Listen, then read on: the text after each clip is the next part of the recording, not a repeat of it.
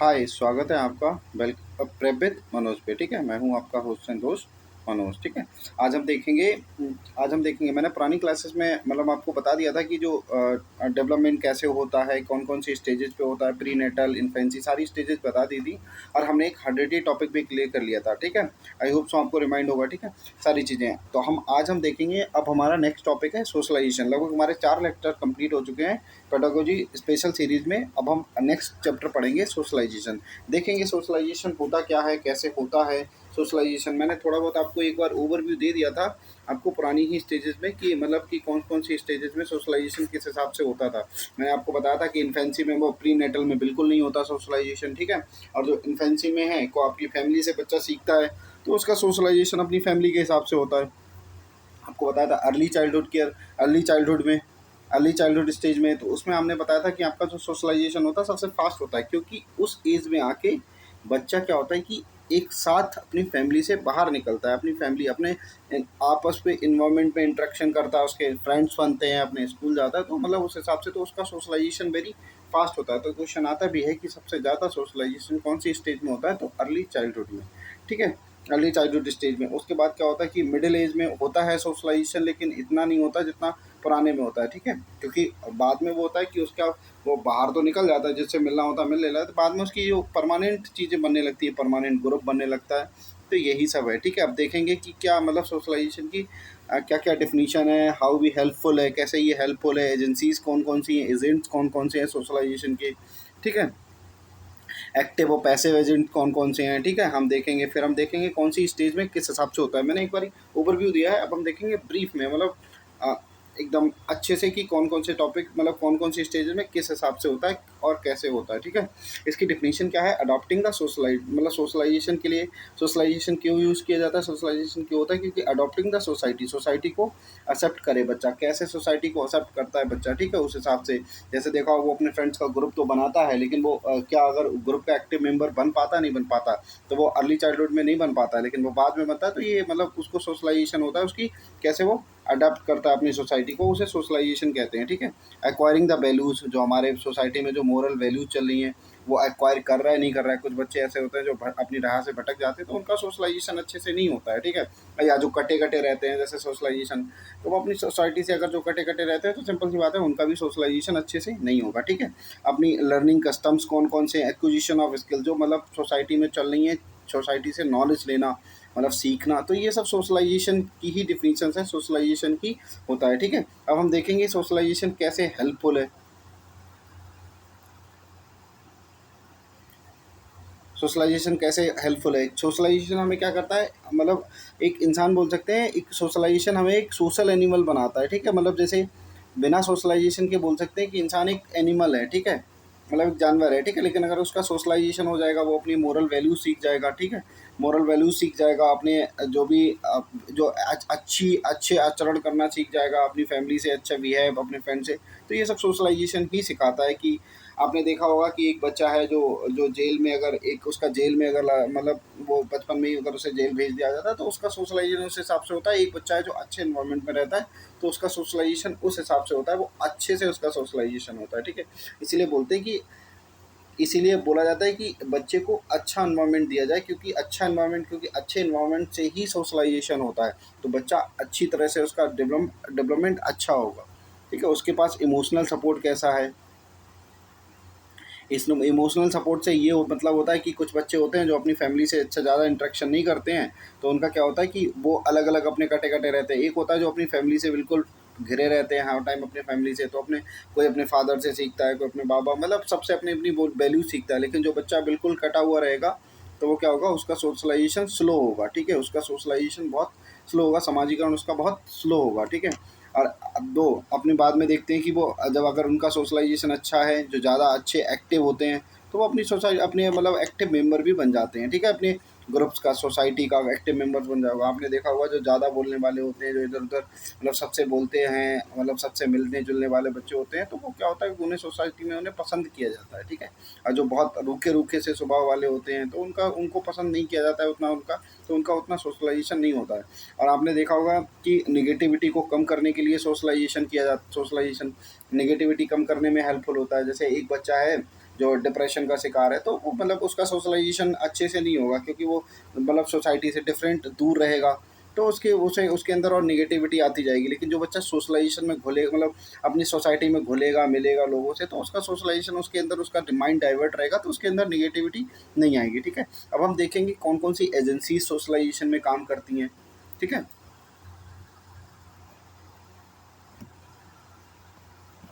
Wait a minute, मैं erase कर लूँ।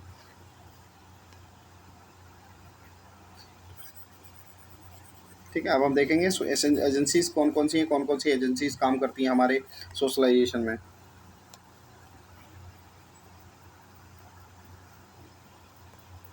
ठीक है, कौन कौन सी एजेंसीज हैं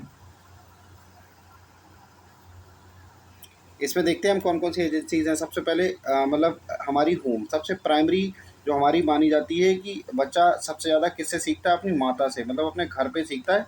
मतलब उसका जो प्राइमरी जो पहला जो सामाजिकरण होता है, सबसे पहले सामाजिकरण उसके कहाँ से होता है, उसकी फैमिली से शुरू होता है। बोला भी जाता है जैसे एक अगर कोई बच्चा पैदा हुआ है, ठीक है, तो वो 2 साल में लगभग लगभग अपनी सोसाइटी से, क्योंकि वो उस टाइम इन्फेंसी स्टेज में होता है, तो वो क्या होता है कि अपने घर से बाहर तो निकलता नहीं है, तो वो कहाँ से सीखता है, अपनी आसपास की सोसाइटी से ही मतलब अपने फैमिली के मेंबर से ही सीखता है, कोई बाबा से चाचा से, तो उन्हें अच्छी बातें वही सिखाते रहते हैं, तो वही उसका सोशलाइजेशन। क्वेश्चन आता है कि सामाजिकरण का जो पहला एजेंट कौन है, पहली एजेंसी कौन है, तो वो बोल सकते हैं फैमिली। ठीक है, और फैमिली में भी कौन है, मदर। ठीक है, मदर बोलते हैं कि बच्चे की सबसे पहला टीचर कौन होता है, उसकी माता होती है। ठीक है, आई होप तो आपकी समझ में आऊगा। बाद में अगला एजेंट कौन होता है, स्कूल है। स्कूल है, नेबरहुड है। ठीक है, नेबरहुड मतलब उसकी नेबरहुड से मतलब जो उसके आसपास के पड़ोस के रहने वाले हैं।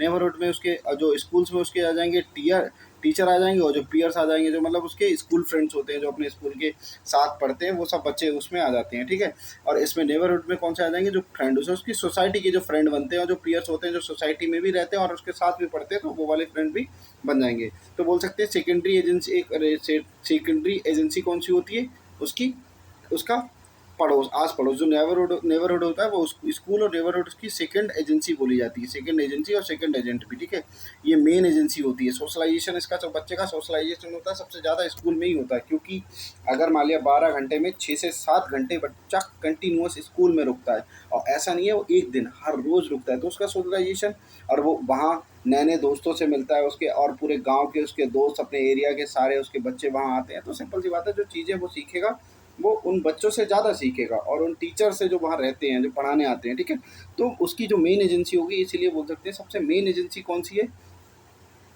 सोशलाइजेशन की, वो है स्कूल। और सबसे ज़्यादा सोशलाइजेशन कहाँ होता है, वो स्कूल में ही होता है।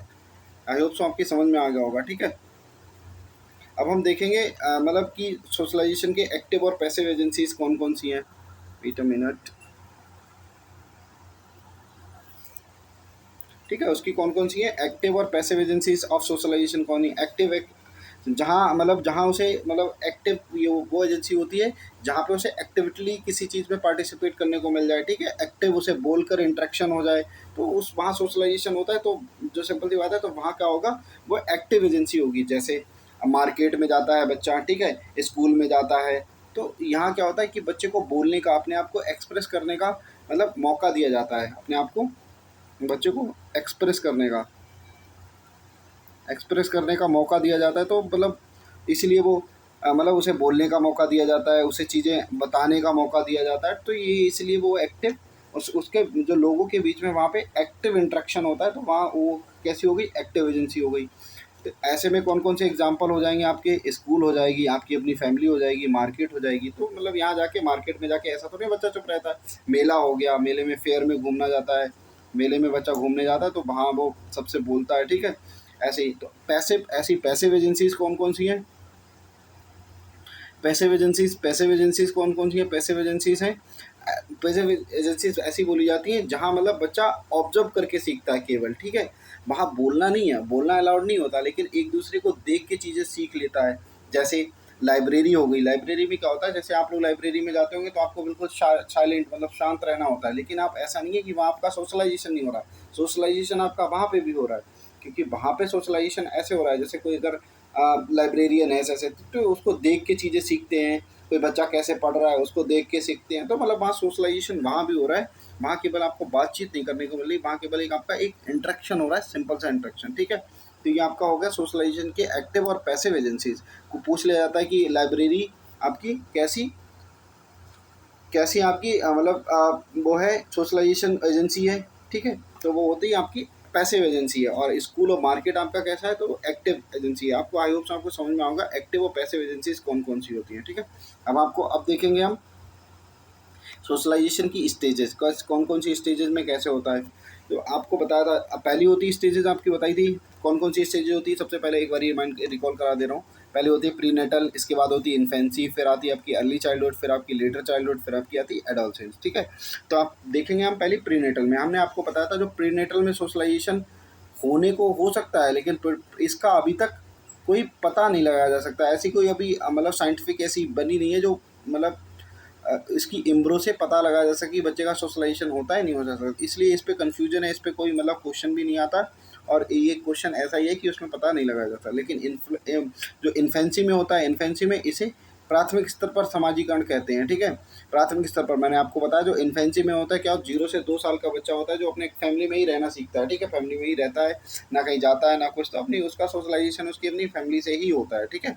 दूसरा कौन सा हो गया आपका अर्ली अर्ली चाइल्डहुड, ठीक है। अर्ली चाइल्डहुड में क्या होता है बच्चे का, यहाँ पे मैंने आपको लास्ट क्लास में बताया था जो उसका सबसे फास्टेस्ट सोशलाइजेशन होता है, सबसे ज़्यादा तेज सोशलाइजेशन कहाँ होता है आपका अर्ली चाइल्डहुड में होता है। क्योंकि यहाँ पे क्या होता है, यहाँ पे बच्चा अपने फैमिली से बाहर निकलता है, ठीक है। बाहर निकलता है, अपने दोस्तों से मिलता है, अपने स्कूल फ्रेंड से मिलता है, अपने टीचर से मिलता है, ठीक है। तो मतलब और अपने आप आस पास के नेबरहुड से लोगों से मिलता है, उनको लोगों को करते कार्य करते देखता है, तो वहाँ से बच्चा सीखता है, ठीक है। तो आपका स्कूल हो गया, नेबरहुड हो गया की वजह से स्कूल में सबसे ज़्यादा सोशलाइजेशन होता है, ठीक है।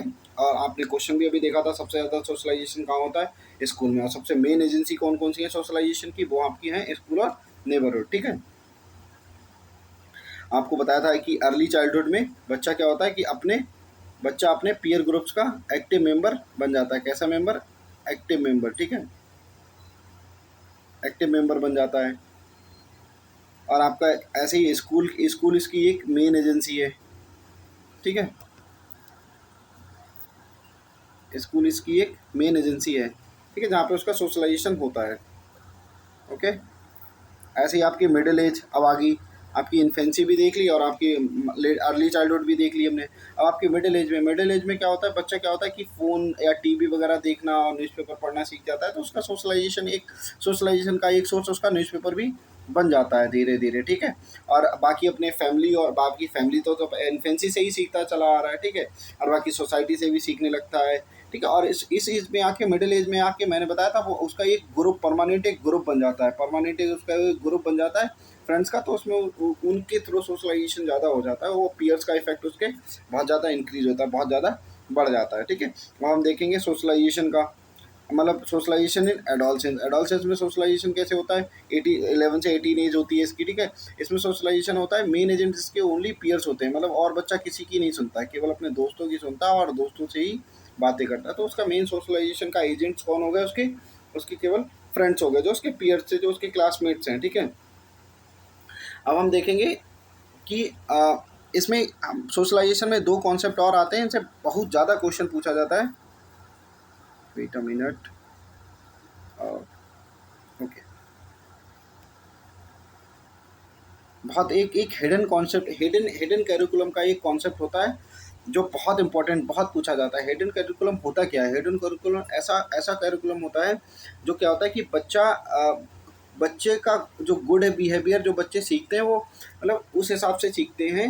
जैसे कोई टीचर है, वो टीचर को कार्य करते देखते हैं, ठीक है, कार्य करते दिखते हैं। और जो स्कूल में और भी लोग होते हैं तो उनको देखते हैं, देखते देखते क्या होता है धीरे धीरे उनका इमिटेशन आ जाता है, उनका अनुकरण करने लगते हैं। तो वो उनका क्या होता है, उनका धीरे धीरे वो चीज़ें उनकी आदत में आ जाती है बच्चों की। जैसे अपने टीचर्स को करते देखते हैं कोई काम, ठीक है, तो वो बच्चा भी अपने आप करने की कोशिश करता है। जैसे बचपन में बच्चा अपनी फैमिली को देख के करता था, अपने मदर फादर को, ठीक है। ऐसे ही वो टीचर को देख के, तो उनका जो टीचर को देख के जो गुड बिहेवियर सीखना या बैड बिहेवियर सीखना, तो उसका वो एक हिडन करिकुलम है। तो ऐसी चीज़ें जो बच्चे अपने टीचर से मतलब देख के, टीचर को देख के सीखते हैं, उसको क्या बोलते हैं, हिडन करिकुलम बोलते हैं, ठीक है। ये एक अलग कॉन्सेप्ट है, ये करिकुलम वाले चैप्टर में आप एक इसको बहुत ब्रीफ से पढ़ेंगे, ठीक है।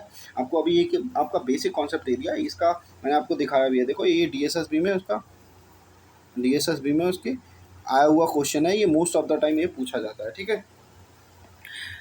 आपको समझ आ गया होगा, ठीक है। और प्ले सोशलाइजेशन से क्या सीखते हैं, मतलब जो बच्चे होते हैं वो सोशलाइजेशन से सीखते क्या क्या है, मतलब जो खेलने से, खेलने का स्कूल खेलने के टाइम जो सोशलाइजेशन होता है उससे बच्चे क्या क्या सीखते हैं। कॉर्पोरेशन वो सॉरी कॉपरेशन सीख जाते हैं। कॉपरेशन करना जैसे, मतलब अगर जैसे एक आपको देखते हैं बच्चे खेल में कि एक दोस्त को, उसके दोस्त को नीड हो रही है, उसे लग रहा है उसकी ज़रूरत है, तो वो उसकी हेल्प करता है, तो ये मतलब हेल्प करना सीख जाता है। हेल्प करने के साथ साथ उसकी मोरल वैल्यूज़ भी डेवलप होती हैं, ठीक है। वो लोग दूसरे अपने फ्रेंड्स के इमोशंस भी सीखता है, ठीक है, देखता है, सीखता है। तो इस और कभी कभी ये हो जाता है, ये कॉपरेशन वहाँ से सीख जाता है, कॉपरेशन करना, ठीक है, कॉपरेट करना। स्ट्रेस मैनेजमेंट कैसे सीखता है, प्ले सोशलाइजेशन से। स्ट्रेस मैनेजमेंट ऐसे होता है, कभी कभी उसकी क्या होता है कि दो टीमें हैं, तो टीम वन हार गई अगर सपोज मान लिया, और टीम टू जीत गई, तो टीम वन जो हारी है तो उसे दुख होगा, बुरा लगेगा, तो उसके अंदर क्या होता है कि स्ट्रेस बढ़ेगा। तो उस स्ट्रेस को वो मैनेज करना सीख जाता है, अपने जो दुख को मैनेज करना सीख जाता है, तो ये स्ट्रेस मैनेजमेंट सीख जाता है, ठीक है। ये भी एक कॉन्सेप्ट, ये भी चीज़ें सोशलाइजेशन से ही सीखता है। तीसरा एक कॉन्सेप्ट है कि बच्चा कॉन्फ्लिक्ट मैनेजमेंट सीख जाता है। कॉन्फ्लिक्ट मैनेजमेंट ऐसे होता है, कभी कभी क्या होता है कि मतलब दोनों टीमों में, बच्चा दो टीमों में है, दोनों टीमों में लड़ाई हो गई, तो कोई ना कोई एक बच्चा ऐसा आता है कि जो निकल के आता है, वो दोनों टीमों को शांत करता है। तो ये सोशलाइजेशन, ये कॉन्फ्लिक्ट को मैनेज करना भी सीख जाता है। आपको आई होप से समझ आ गया होगा, ठीक है। और पॉइंट्स है एक दो।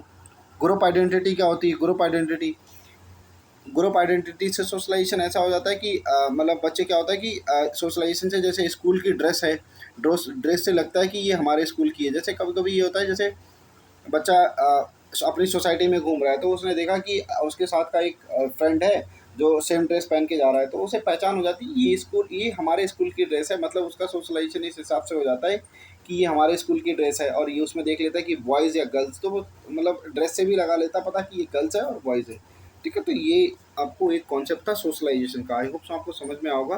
आज की क्लास हम यहीं पे वाइंड अप करेंगे, ये ज़्यादा बड़ी क्लास नहीं थी, छोटी सी क्लास थी। सोशलाइजेशन का एक सिंपल सा कॉन्सेप्ट था, ठीक है। इसमें कुछ आपके इंपॉर्टेंट पॉइंट्स थे जो मैंने आपको बता दिए। हिडन करिकुलम का इंपॉर्टेंट पॉइंट था, ठीक है, जो आप आगे चल के बहुत ब्रीफ में पढ़ेंगे। अब हम देखेंगे, नेक्स्ट हम चैप्टर पढ़ेंगे कि आपको, कि आपके कौन कौन से प्रिंसिपल्स कौन कौन से होते हैं, मतलब चाइल्ड डेवलपमेंट के कौन कौन से प्रिंसिपल्स होते हैं, इंडिविजुअलिटी और स्पेसिफिक वाला, ठीक है। तो ये सब हम पढ़ेंगे नेक्स्ट क्लास में। अब हम देखते हैं, आज की क्लास यहीं पे वाइंड अप करेंगे। Okay, thank you.